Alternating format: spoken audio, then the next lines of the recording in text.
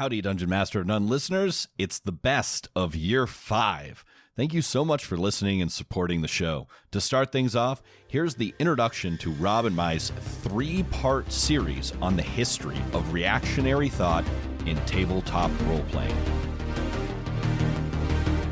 To be conservative, then, is to prefer the familiar to the unknown, to prefer the tried to the untried, fact to mystery, the actual to the possible, the limited to the unbounded, the near to the distant, the sufficient to the superabundant, the convenient to the perfect, present laughter to utopian bliss. Michael Joseph Oakeshott.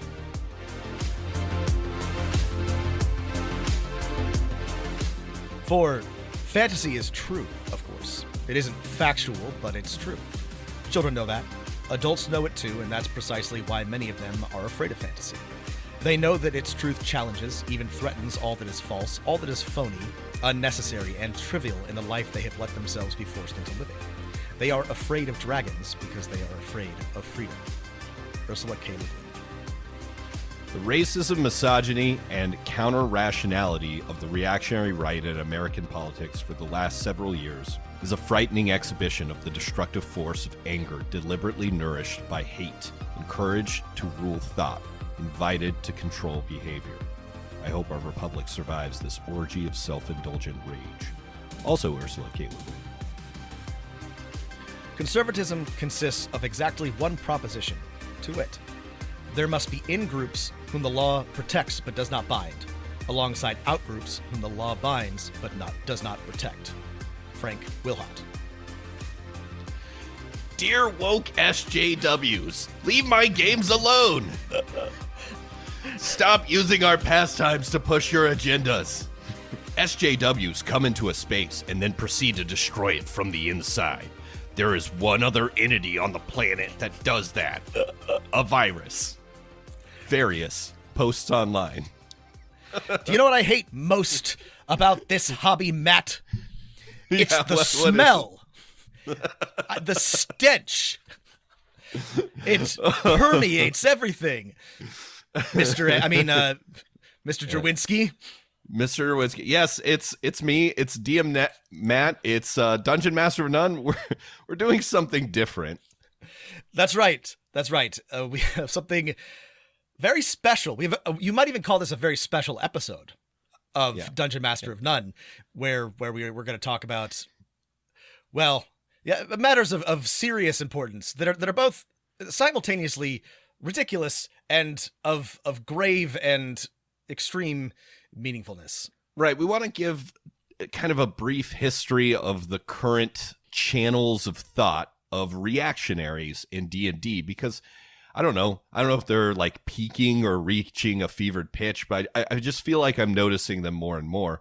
And as Rob said, it's both kind of hilarious because these people are clowns, but it's also like very serious, and like, you know, lots of people can get hurt. That's the point of reactionary thought. So we're going to try and take these people seriously, but we're not going to avoid dunking on them, if that makes sense. The purpose of this episode is not exclusively to mock the anti-woke reactionary elements of this hobby, but that is a fun bonus. We do want to talk about a little side benefit seriously, because the point is that if, you know, somebody once said that if you allow Nazis into your show, or you allow Nazis into your bar, suddenly you're Nazi bar. Suddenly you're Nazi band. You're Nazi, you're running a Nazi show. Like that's just how it works, right? This is the paradox of tolerance, right? You want to be inclusive. You want to allow all people. You don't want to exclude even conservatives with terrible politics. But in doing so, you create a, for lack of a better term, safe space, which then they proceed to take advantage of. That's why reaction, conservatism to an extent, but Nazism, fascism are incompatible with free societies, right? Is because they do not share the same values, right? They do not care about intellectual diversity. They do not care about free expression. They do not care about free thought or democracy in general. So you can allow them into your spaces, but if you do so, they will happily run everybody else out, either through force or coercion. And so I think it's important that we talk about this because D&D, TTRPGs in general, has a large, vocal, and persistent reactionary element, which I think is losing power and has been for a decade or more, but remains substantial. And I'm not going to name names, but there are people with attachments to this element who are involved at the highest levels of Wizards of the Coast and other TTRPG companies, or who do not see these people as threats. And so I think it's very important that we take this seriously. And Matt has done a lot of work digging into the diseased and poisoned minds of this element of the hobby. But we don't want anyone to think that this is just for fun, or that the whole point is to point and laugh, because I think it is important that we discuss this and take it seriously and inoculate ourselves against it. So I came to this research problem with, I guess, 3 related questions. So, like, why is the reactionary right sort of getting obsessed with D&D and games and role-playing games? What are people on the far right saying about D&D in the recent past and right now? And, in what ways in this moment are their views evolving and intensifying? And I think, as Rob said, like, there, kind of coming up, there will be maybe some unpleasant views. So just kind of a warning for that.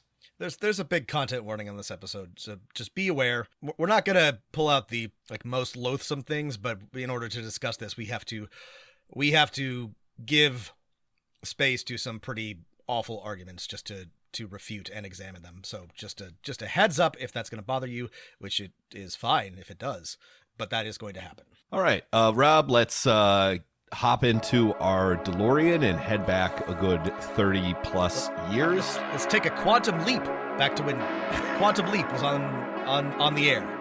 1985. Oh. America, 1985, Rob. It's the height of the Satanic Panic. Is not coincidence, not when you have careful documentation, I love this guy. You have careful notes, you have eyewitnesses. For He's instance, our favorite one psychologist. Case, the parents were actually saw their child summon Dungeons and Dragons demons into his room before he killed himself. Another case, the kid thought he had laugh about that. That's not funny. I mean, I assume that is actually a suicide, but what a ridiculous thing to say. We talked about this This was what was on 60 Minutes, right? Yeah, there was a satanic panic. There's people saying, yes, Dungeons & Dragons is causing people to summon demons into their child's bedrooms, right? And let's take a listen to our interview with Justin Alexander and Legal Kimchi on the leaked new version of the open game license. 8 or 9 years, right? Yeah, the 5th edition SRD came out in, I believe, January 2016. So 5th edition came out in late 2014. At the time, they were saying it would be released in 2015, but I'm pretty sure the SRD didn't actually come out till January 2016. So we've been under the new regime for pretty much almost exactly 7 years now. And so I guess we're back to today, where we've been, hearing now for the past 4 or 5 months about 1D&D, and there have been these rumors about the license and that it might change. And until Linda's reporting, we didn't really know whether those were true or not. And now we do. Now we've all read this leaked version. I just want to ask you both some kind of big questions about this.